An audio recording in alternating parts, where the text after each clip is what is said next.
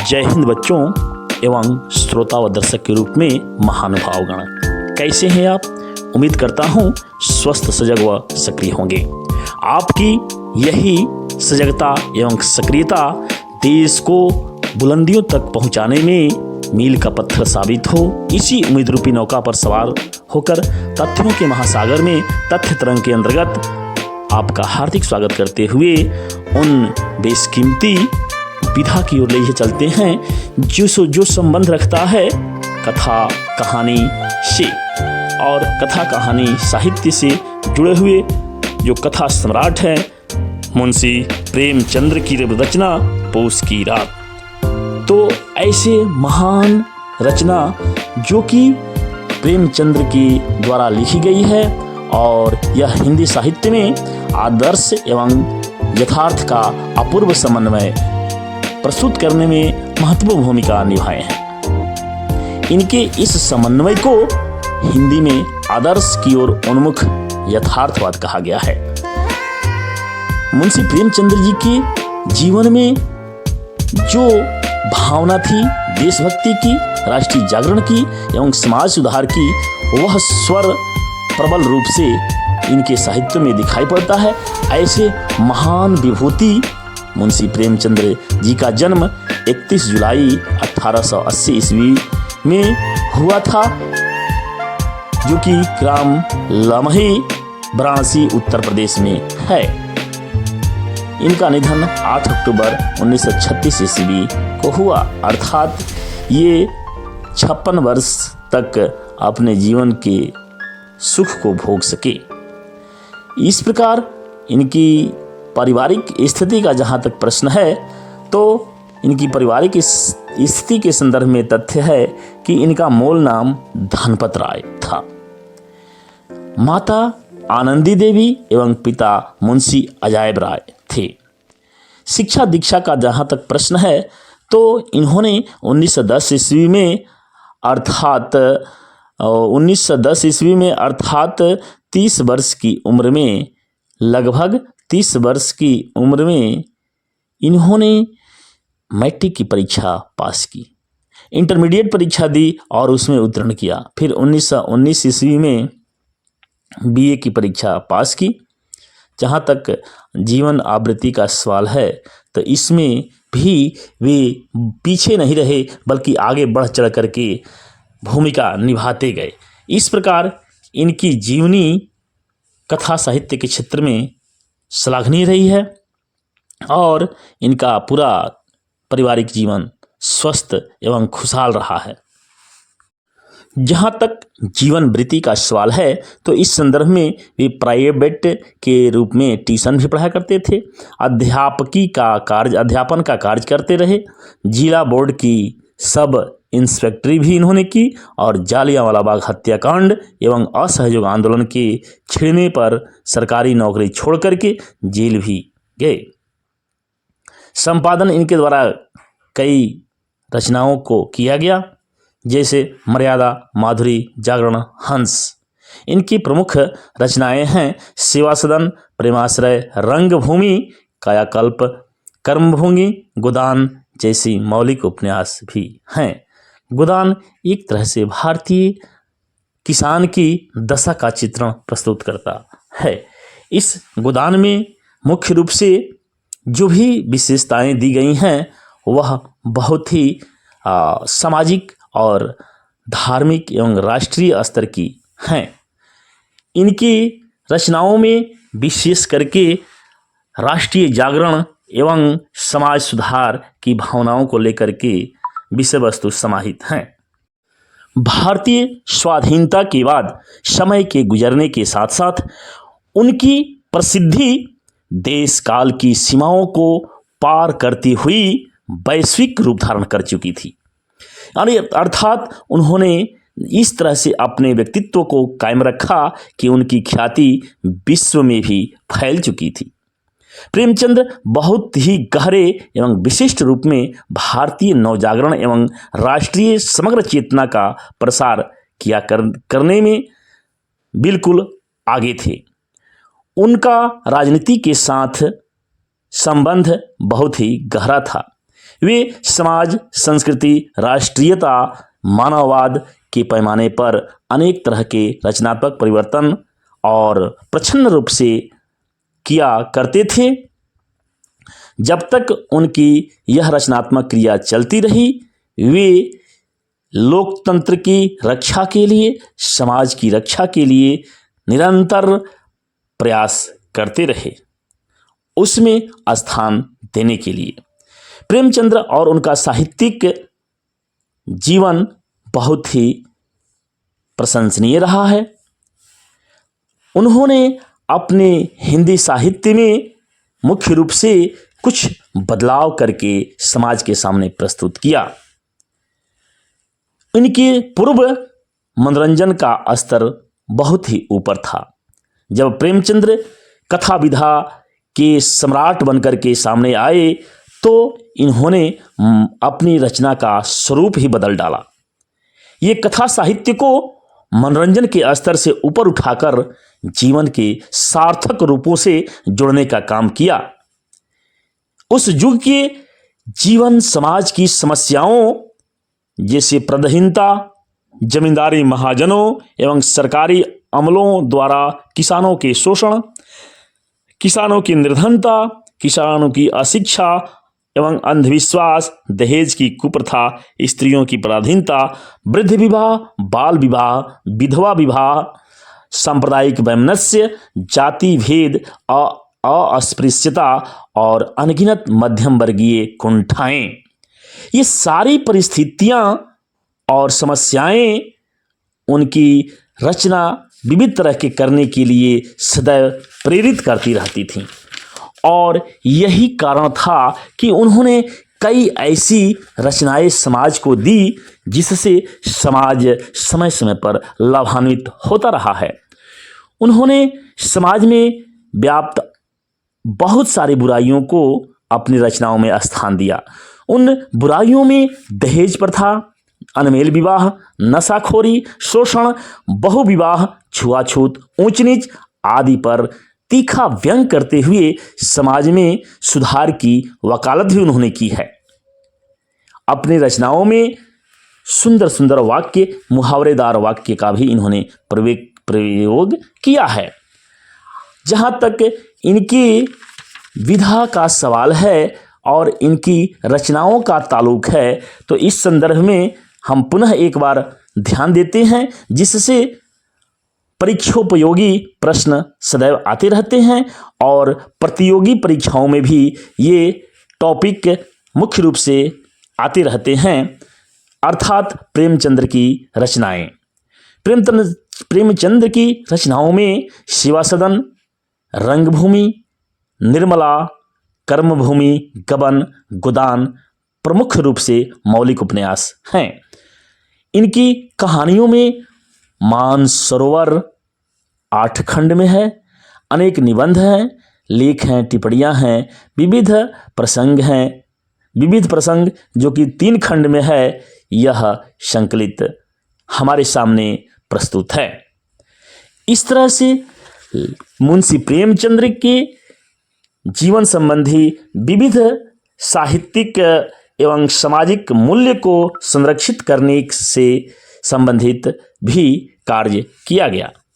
अब प्रेमचंद्र चूँकि कथा सम्राट हैं और कथा साहित्य के बेताज बादशाह हैं, उनकी प्रमुख कहानी पूस की रात का सारतत्व हम सारतत्व से जुड़ने का प्रयास करेंगे और इसे ध्यान से समझ करके लिखकर पुनः हम अच्छी तरह से तैयार कर लेंगे। तो आइए पूस की रात कहानी का सार तत्व क्या है, इस पर विचार केंद्रित करते हैं एवं उन प्रमुख बिंदुओं से जुड़ते हैं। पूस की रात जो कहानी है, यह कथा के ताज बादशाह प्रेमचंद्र जी के द्वारा रचित है और एक चर्चित यथार्थवादी कहानी है। इस आलोच्य कहानी के मुख्य नायक के रूप में हल्कू हैं और यह कहानी मुख्यतः ग्रामीण परिवेश से ताल्लुक रखती है। इसमें कहानीकार ने एक गरीब किसान की समस्याओं से भरी जिंदगी को व्यथा कथा के द्वारा चित्रांकन किया है। पूस की रात नामक कहानी का प्रधान नायक हल्कू है। यह एक भारतीय किसान का प्रतीक है, अर्थात हल्कू भारतीय किसान का प्रतिनिधित्व करता है जो कि विवश है, लाचार है, शोषित है और समाज के द्वारा कई परेशानियों से युक्त भी है। हल्कू एक तरह से कर्ज के बोझ से दबा हुआ किसान है। कहानी के शुरू में ही जब सहना उस महान नायक हल्कू से कर्ज के बाकी रुपये मांगने आता है तो कर्ज का बात सुनकर, कर्ज की राशि को सुनकर के हल्कू के मन में थोड़ा सा स्वाभिमान जगता है और कर्तव्य के प्रति भावना भी जगती है और ऋण से मुक्त होने की भावना भी जगती है। भले ही इसके लिए उन्हें कष्ट भी सहना पड़े, वो मंजूर है, लेकिन कर्ज को रख करके नहीं। आगे हल्कू जो इस कहानी का मुख्य पात्र है और एक भारतीय किसान का प्रतीक स्वरूप भी है, वह जाड़ा से बचाव के लिए कंबल खरीदने हेतु 3 रुपये जमा किया था अपनी गाढ़ी कमाई से। वह अपनी पत्नी मुन्नी से उन रुपयों की मांग कर सहना को लौटाने के लिए कहता है। मुन्नी साफ इनकार कर देती है। वह स्पष्ट रूप से कहती है कि रुपये दे देने पर बिना कंबल के माघ पूस की ठंड से कैसे बचाव होगा। वह फसल कटने के बाद रुपये लौटाने की सलाह देती है। उसकी शर्त, उसकी बातें, उसकी द्वारा दिए गए तर्क में सच्चाई है।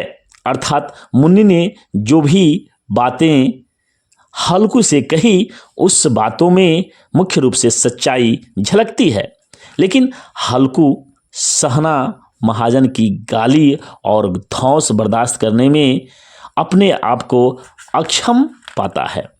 अर्थात वह महाजन सेठ के यहाँ से जो सहना आया है, उसकी बात को सुनने के लिए, जिससे उनके दिल दिमाग पर ठेस पहुँचे, लेखक महोदय, कहानीकार मंजूर नहीं है। अर्थात नायक हल्कू यह स्वीकार करता है कि उन्हें जो पैसा देना है उसे दे देना चाहिए। इस प्रकार हल्कू महाजन की गाली और धौंस को बर्दाश्त नहीं करने की बात सोच समझ करके पत्नी से वो पैसा देने के लिए कहता है, जो कि जाड़ा से बचने के लिए कंबल खरीदने हेतु सुरक्षित रखा गया था। इस तरह से कहानीकार ने इस भाव को अभिव्यंजित करके कि किस तरह से कहानीकार ने हल्कू के द्वारा बात कहलवाई है, बहुत ही ध्यातव्य है। हल्कू जाड़ा से बचाव के लिए कंबल खरीदने के लिए जो रुपये रखा था, वह मुन्नी को समझा बुझा करके देने के लिए विवश करता है, राजी करता है और इस राजी की प्रक्रिया द्वारा मुन्नी मान जाती है और उन्हें लौटाने के लिए, अर्थात जो रुपये सहना को देना था उसे लौटाने के लिए राजी हो जाती है। पहले तो वह साफ इनकार कर दी थी, लेकिन वह परिस्थिति को समझती है और भले ही कष्ट सहें, लेकिन कर्ज उधार न रखें। वह फसल कटने के बाद, हालांकि पहले शर्त वह रखी थी कि फसल कटने के बाद वह पैसे लौटा देगी, परंतु वह अर्थात सहना नहीं मानता है और उसकी धौंस को बर्दाश्त नहीं करने की वजह से पुनः हल्कू अपनी पत्नी को समझाता है और समझा करके 3 रुपये वापस कर देने के लिए राजी कर लेता है। अब मुन्नी थोड़ी सी गुस्से प्रवृत्ति की हो जाती है कि अब जो है सो इस कड़ाके की ठंडक में जो पूस की रात है वह कैसे बीतेगी, किस तरह कटेगी, इसी को सोच करके वह चिंतित है।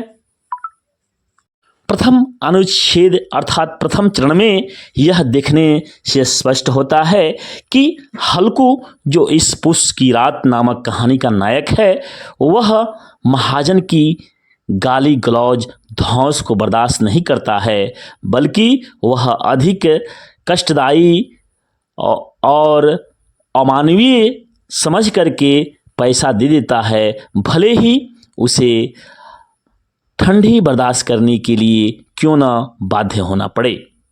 कहानी के दूसरे चरण में कथा सम्राट कथा नायक हल्कू पूस की ठिठुरती रात में फसल की रक्षा करने के लिए खेत पर जाता है।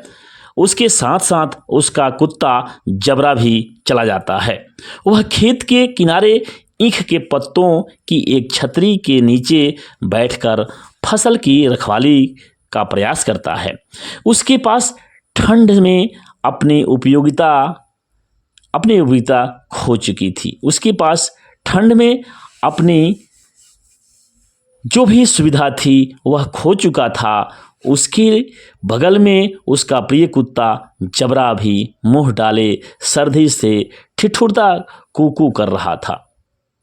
शीतलहरी की मार से परेशान हल्कू शरीर में गर्मी लाने के लिए हर संभव प्रयास करता है। वह लगातार कई चीलम पीता है, फिर पत्तों को बटोर कर अलाव जलाकर तापता है, फिर इसी के क्रम में जबरा को अपनी गोद में लिपटा लेता है। उसी समय खेत में किसी जानवर की घुसने की आहट सुनाई पड़ती है, जिसे सुनकर जबरा उस ओर दौड़ पड़ता है और जोर जोर से भौंकने लगता है। हल्कू चाह कर भी उस भीषण शीतलहरी में उस ओर जाने का साहस नहीं जुटा पाता और 2-3 कदम चलकर फिर वह बुझे हुए अलाव के पास आकर बैठ जाता है। जबरा भौंकता रहता है और इधर उधर दौड़कर अपनी शीतलहरी में भी उस क्रिया को साहस जुटाने में लगा हुआ है। जबरा अपने कर्तव्य का पालन करता है, किस प्रकार कि ज्यों ही वह किसी पशु के आगमन की सूचना पाता है वह तुरंत उस तरफ चला जाता है जिधर से आवाज़ आती है और अपने कर्तव्य का परिचय देते हुए तब तक भौंकते रहता है जब तक आवाज़ शांत नहीं हो जाती है। फिर वह आकर के उसी तरह अपने नायक हल्कू के पास बैठ जाता है। हल्कू जबरा को इधर उधर से दौड़कर आते हुए देखता है और उसकी क्रियाशीलता का परिचय उसे मिलता है। उधर नीलगायों का झुंड खेत की फसल को बर्बाद कर देती है। सुबह हल्कू की पत्नी मुन्नी खेत पर आती है और हल्कू को फटकारती हुई फसल की बर्बादी का हाल सुनाती है। हल्कू पेट दर्द का बहाना बनाकर अपनी लाचारी प्रकट करता है। वह फसल नष्ट होने पर भी प्रसन्न है, क्योंकि उसे अब रात को ठंडी में खेत पर सोना नहीं पड़ेगा। इस तरह से कहानी का बहुत ही रोचकतापूर्ण अंत होता है। कुछ प्रमुख प्रश्न एवं उनके उत्तर इस प्रकार हैं, जिसके द्वारा आप सुनकर याद करें और लिखकर तैयार करें। भाग से जुड़ रहे हैं और इसे जुड़ करके लाभान्वित होने जा रहे हैं। तो पहला प्रश्न है कि हल्कू कंबल के पैसे सहना को देने के लिए क्यों तैयार हो जाता है। इसका उत्तर जहाँ तक है उस संदर्भ में तथ्य है कि सहना जो कि एक महाजन है, हल्कू से कर्ज मांगने के लिए उसके घर आता है। मजदूरी द्वारा उपार्जित रुपये में से बचा बचा करके वह अपनी पत्नी को दिया था रखने के लिए, जो कि 3 रुपये बचा करके रखे हुए थे। और वह रुपये माघ पूस की ठंड से बचने के लिए कंबल खरीदने के लिए रखे गए थे। किंतु एक तरफ सहना की गाली गलौज और धौंस का भय था, तो दूसरी तरफ पूस की ठंड से बचने की चिंता। विवश होकर हल्कू अपनी पत्नी से डरते हुए रुपये की मांग करता है और सहना को रुपये देने के लिए तैयार हो जाता है, क्योंकि उसको पूस की कड़ाके की ठंड सहने के बजाय गाली सहना और धस सोना अच्छा नहीं लगता है। अर्थात हल्कू एक तरफ से कर्मठ और स्वाभिमानी, ईमानदार और स्वाभिमानी प्रवृत्ति का एक किसान है। वह किसी के गाली गलौज और धौंस को बर्दाश्त नहीं करता है। भले ही उसे पूस की कड़ाके की रात में ठंडक लगे, लेकिन वह किसी के गाली गलौज और धौंस को बर्दाश्त नहीं करने में ही अपनी भलाई समझता है और अपना स्वाभिमान समझता है। दूसरा प्रश्न है कि हल्कू ने जबरा के आगे ठंड काटने के लिए क्या आश्वासन दिए? हल्कू ने जबरा के आगे ठंड काटने के लिए क्या आश्वासन दिए? उत्तर है कि हल्कू का स्वामी भक्त कुत्ता जबरा है, जो कि अपने स्वामी भक्ति के लिए प्रसिद्ध है। वह अर्थात हल्कू जब खेत की रखवाली करने के लिए जाता है तो पीछे पीछे उसका स्वामी भक्त कुत्ता जबरा भी। पूस की रात में हल्कू जबरा के साथ खेत की रखवाली करने के लिए झोपड़ी में पड़े खाट पर सो रहा होता है। कड़कड़ाती ठंड से बचने के लिए हल्कू चीलम पीता है। जबरा भी पेट में मुंह सटाकर ठंड से कूकू कर रहा है। जबरा की पीड़ा से पीड़ित होकर के हल्कू उसे सांत्वना देता है कि आज की रात काट ले, अर्थात आज तुम किसी तरह से इसे बिता ले, मैं कल तुम्हारे लिए पुआल बिछा दूंगा और तुम आराम से सोना। अर्थात आज की रात के लिए, आज की रात को काटने के लिए हल्कू सलाह देता है और अगले दिन के लिए व्यवस्था करने की सांत्वना भी देता है। इस आत्मीयता के लिए जबरा अपने पंजे से हल्कू के घुटनों पर रखकर आभार प्रकट करता है। अर्थात जबरा द्वारा अपने पंजों को हल्कू के घुटनों पर रखना उसको आभार प्रकट करना महसूस होता है। तीसरा प्रश्न है कि हल्कू और जबरा की मैत्री को लेखक ने अनोखा क्यों कहा है? इसका उत्तर है कि जहां तक हल्कू और जबरा की मैत्री को लेखक द्वारा अनोखा कहने की बात है तो यह तर्कसम्मत है, क्योंकि पूस की रात में हल्कू जबरा के साथ खेत की रखवाली कर रहा है। हल्कू एक मनुष्य है जबकि जबरा पशु है, फिर भी दोनों में आत्मीयता कितनी है इसको कहानीकार अनुभव करते हैं। और इसी संदर्भ में आगे वो कहते हैं कि जबरा के प्रति कृतज्ञता और आत्मीयता की स्थिति में अपनी गरीबी और दीनता से हल्कू आहत नहीं होता। जबरा सुख दुख में हल्कू का साथी है। वह सुख में भी और दुख में भी हर समय हल्कू के साथ रहता है।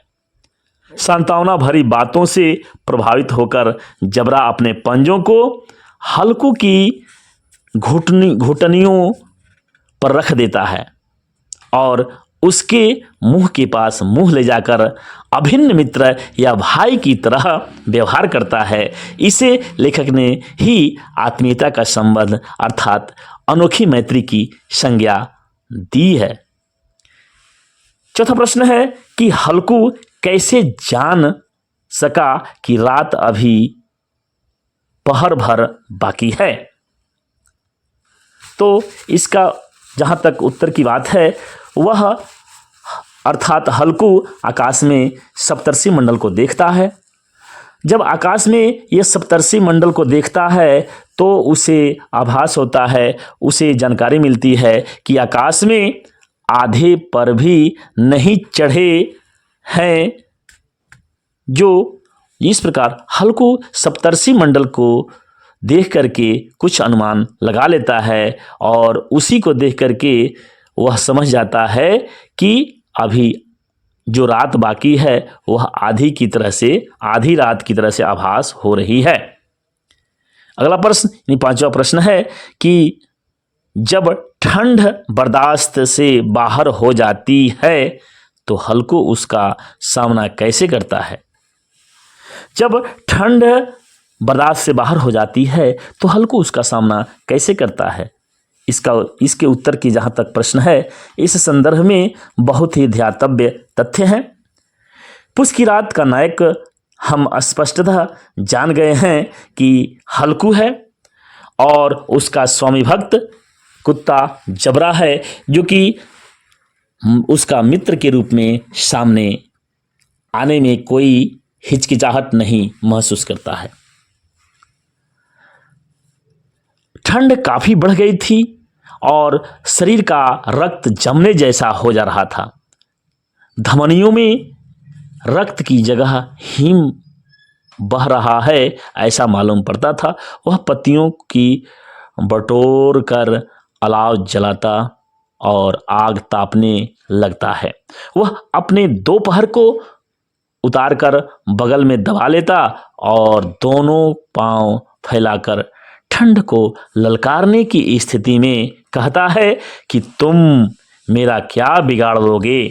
ठंड की असीम शक्ति पर वह विजय पाकर गर्व से अतिशय प्रसन्न हो जाता है और प्रसन्नता का अनुभव करता है। इस पर उसे निराशा नहीं होती है।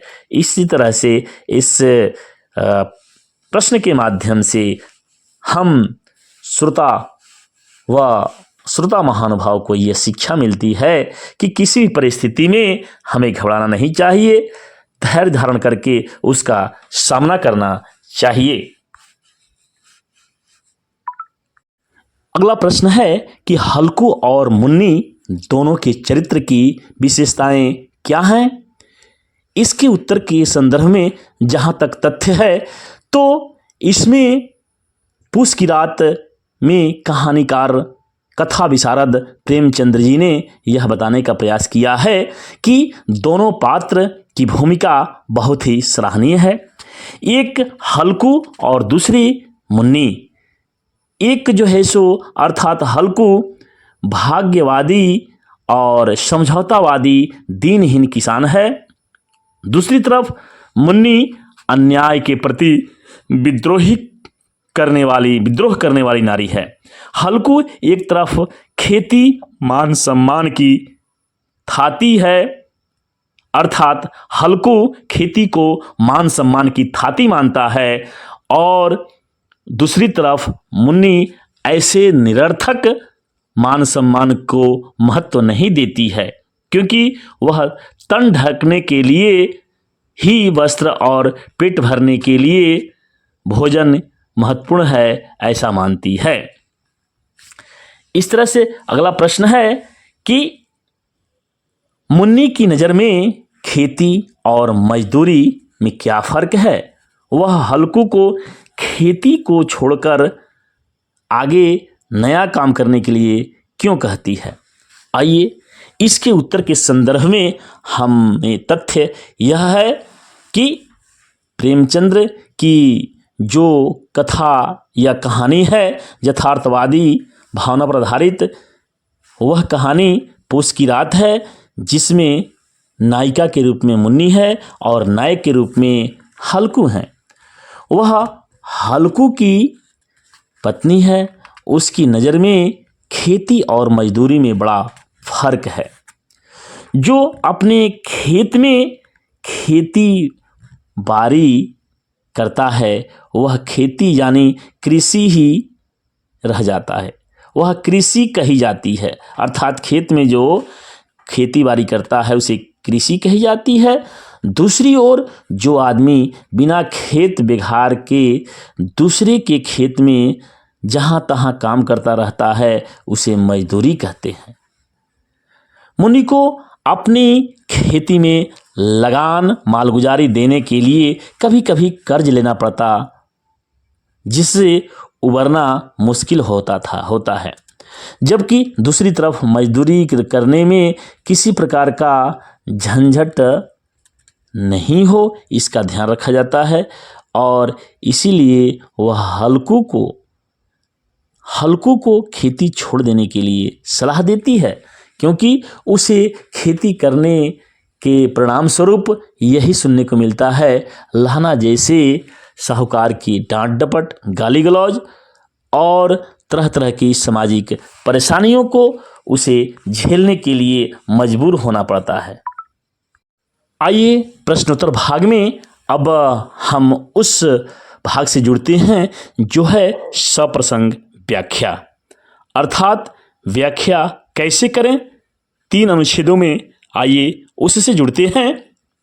व्याख्या अंश है कि और एक एक भाग्यवान ऐसे पड़े हैं जिसके पास जड़ा जाए तो गर्मी से घबराकर भागे, मोटे मोटे गद्दे लिहाफ कंबल मजाल है, जो जाड़े का गुजर हो जाए तकदीर की बात है डैश डैश डैश।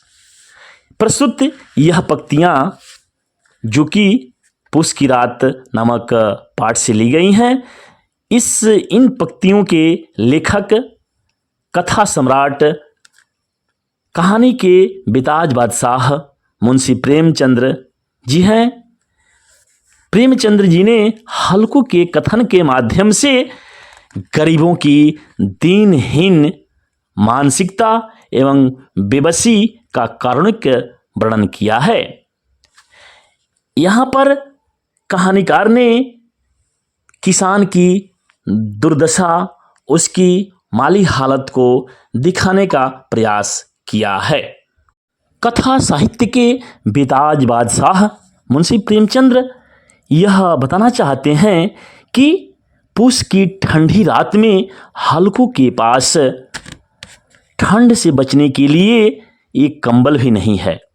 वह ठंड से बचाव के लिए अलाव के पास बैठकर रातें काटता है, चीलम पीता है, जबरा कुत्ते को गोद में सटाकर गर्मी से निजात पाना चाहता है और इस तरह से कई उपाय उसे करने पड़ते हैं, जिन्हें फिर भी ऐसे उपाय करने के बावजूद भी उसे ठंड से छुटकारा नहीं मिलती है।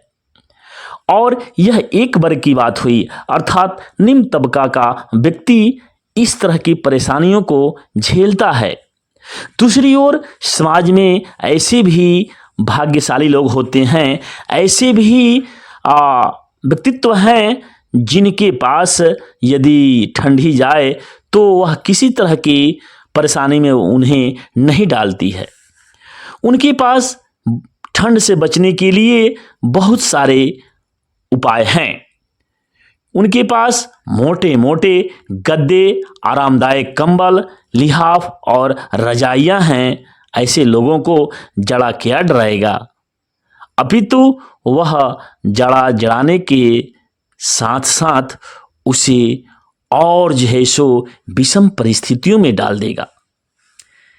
इस तरह से वह लोगों को घबराने वाली परिस्थितियां पैदा करता है। कौन? जाड़ा।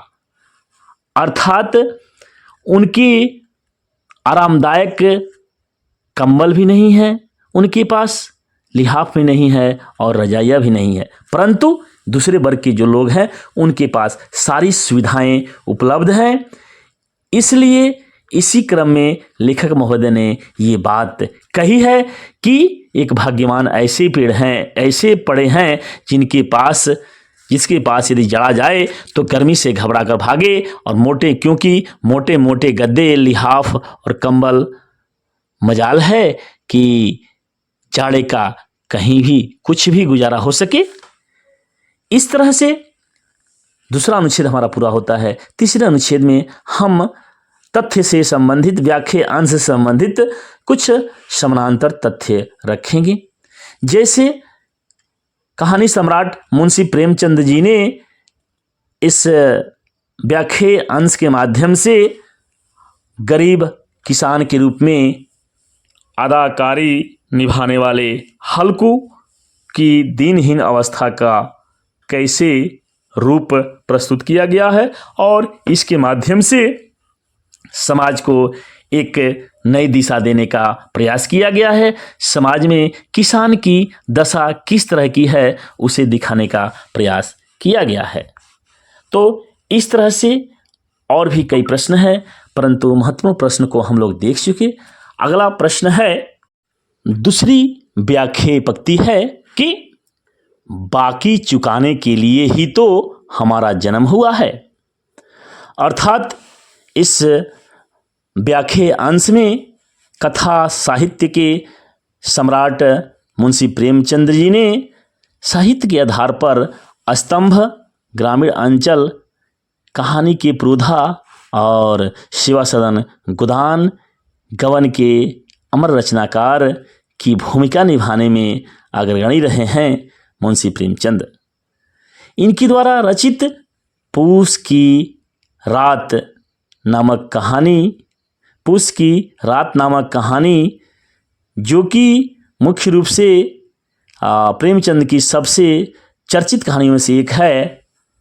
इस पंक्तियों में कहानीकार ने ग्रामीण जीवन में व्याप्त गरीबी की विकराल समस्या को साये में पल रही कर्जखोरी, सूदखोरी, महाजनी जैसी प्रवृत्ति पर कटाक्ष किया है, करारा प्रहार किया है।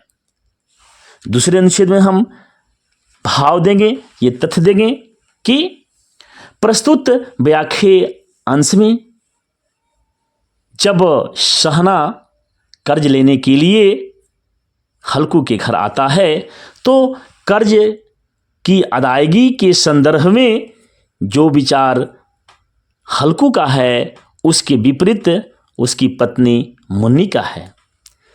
सहना से कर्ज लिए 3 रुपये की अदायगी के लिए उस पर बार बार दबाव पड़ता है जो उसकी पत्नी के लिए असह्य है।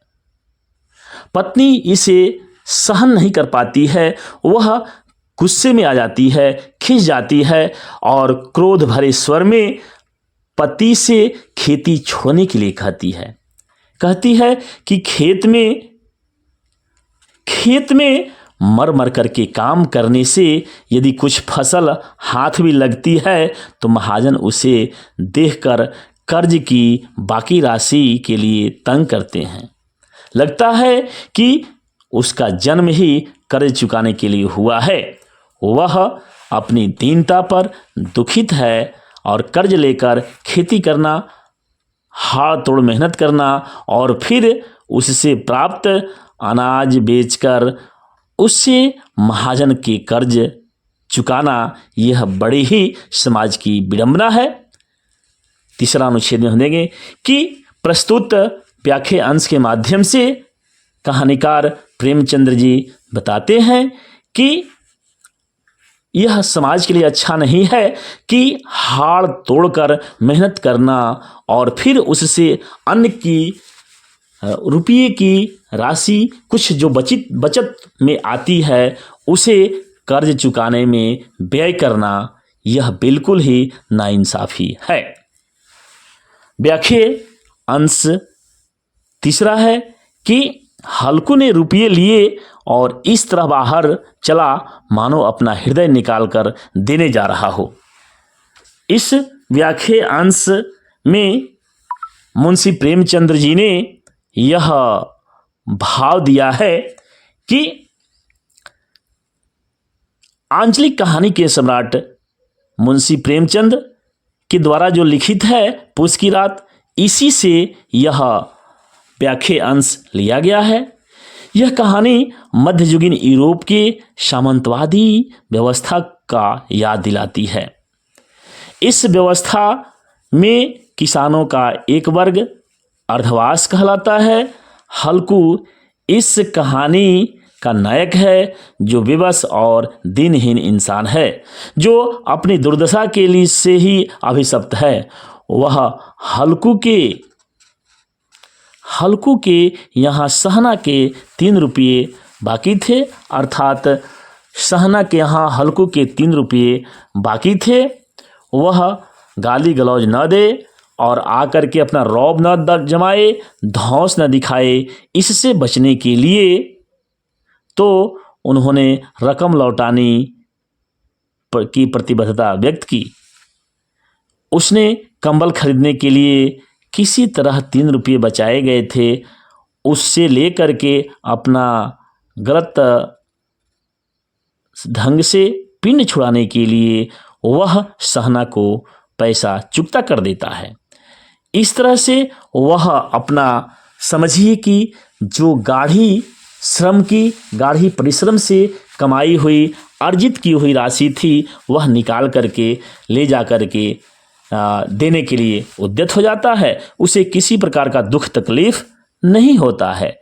इस तरह से हम देखते हैं कि कहानीकार ने इस व्याख्या अंश के माध्यम से यह बताने का प्रयास किया है कि, अर्थात हल्कू के माध्यम से यह बताने का प्रयास किया है कि मजदूरी से 1 पैसा काट छांट करके जो भी रखा जाता है, उस पैसे की उपयोगिता हमें रखनी चाहिए और मान सम्मान से बढ़ करके हल्कू अपना दूसरा कार्य नहीं समझता है। वह भले ही ठंड सह लेना अच्छा समझता है, लेकिन मान स्वाभिमान को ठेस लगना अच्छा नहीं समझता है।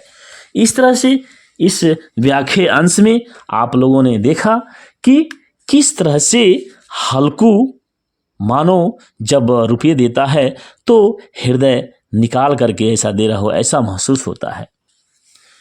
इस तरह से अगली जो व्याख्या अंश है वह है, तकदीर की खूबी है मजूरी हम करें मजा दूसरे लूटें। अर्थात इस व्याख्या अंश में यथार्थवादी ग्रामीण भारत के अद्भुत चितेरे शुभ विख्यात कथाकार मुंशी प्रेमचंद्र जी द्वारा रचित उत्कृष्ट संवाद योजना से परिपूर्ण कहानी है पूस की रात। और इसी पूस की रात से प्रस्तुत व्याख्या अंश लिया गया है। इस पंक्ति के माध्यम से कथाकार मुंशी प्रेमचंद्र ने हल्कू के कथन के द्वारा गरीबों की तरसपूर्ण मानसिकता, बेबसी, शोषण, उत्पीड़न तथा गरीबी के साये में घोंट घोंट कर जी रहे एक गरीब किसान के जीवन की व्यथा कथा का सजीव अंकन किया है। दूसरा अनुच्छेद होगा कि प्रस्तुत व्याख्या अंश के माध्यम से गुलाम भारत के ग्रामीण किसानों के दुख दर्द का खुला दस्तावेज प्रस्तुत किया गया है। इस कहानी का नायक हल्कू कर्ज के बोझ से दबा हुआ है। वह पेट काट कर खेत की फसल की रक्षा कर सके, लेकिन दुर्भाग्य उसका ही साथ देता है। वह सचेत हो जाता है, अर्थात लहना सिंह सचेत होता है और सहना की गाली और धौंस से बचने के लिए जो पैसे बचा करके कंबल खरीदने के लिए रखा था वह उसे वापस लौटा देता है। अपने खून पसीने की कमाई महाजन को देकर वह पूस की रात में ठंडी हवा का कष्ट कंबल के अभाव में झेलने को अभिशप्त है। इस पर उसके मन में यह व्यंग उभरा कि देखो वह है खेती का मजा, हम तो जाड़े की रातों में ठिठुरे ही हैं और उधर दुनिया में ऐसे ऐसे भाग्यवान सेठ पड़े हैं जो कि जाड़ा उनके पास फटक भी नहीं सकता है। इस तरह से कहानीकार ने इसमें बताने का प्रयास किया है कि तकदीर की खूबी है कि कहीं किसी का जन्म होता है तो वह सभी प्रकार की चिंताओं से मुक्त होता है और कहीं किसी का जन्म होता है तो उसमें तरह तरह की बातें दी जाती हैं।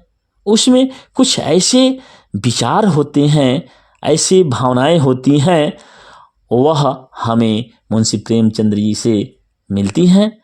और इस तरह से हम कह सकते हैं कि मुंशी प्रेमचंद जी विचारों के बेताज बादशाह भी हैं।